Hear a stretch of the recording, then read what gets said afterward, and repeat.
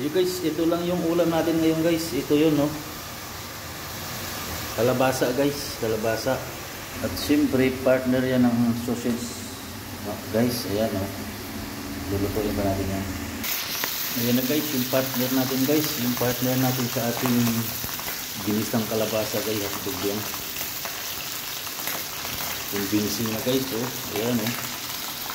Partner guys, yan talaga para healthy tayo guys. Panatiliin natin maging healthy.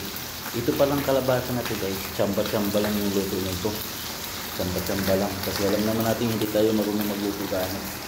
Pero ito guys, talagang simple lang naman ito eh. Prito lang ito eh. Prito. Tapos ayos na. Yun na. Delicious na yan guys. Ito guys, ayos na. Malasa na. Natimplahan na. Tuyo kaunti, asin. Yun na yun. Simple lang guys. Ayan na yung luto na. So guys, balik na rin natin guys para maluto na ang kabilang side. At makakain na tayo guys dahil gutom na. Gutom na ang nagtiis guys para sa pamilya guys. Ayan. Yan lang yan guys. Mura lang kasi yung sausage dito guys. Kumbaga 150 lang isa, 3 piraso ang 150 yata, 160, ganun lang ang rate niya guys.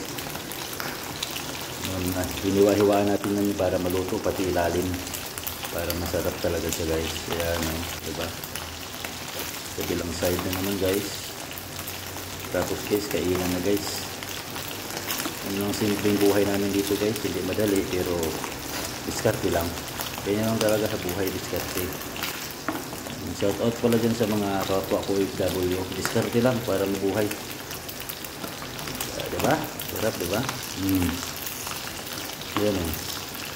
Okay guys, dyan lang muna yung video natin guys. Sa mga hindi pa nakapag-follow, follow na guys. Yan, maraming salamat.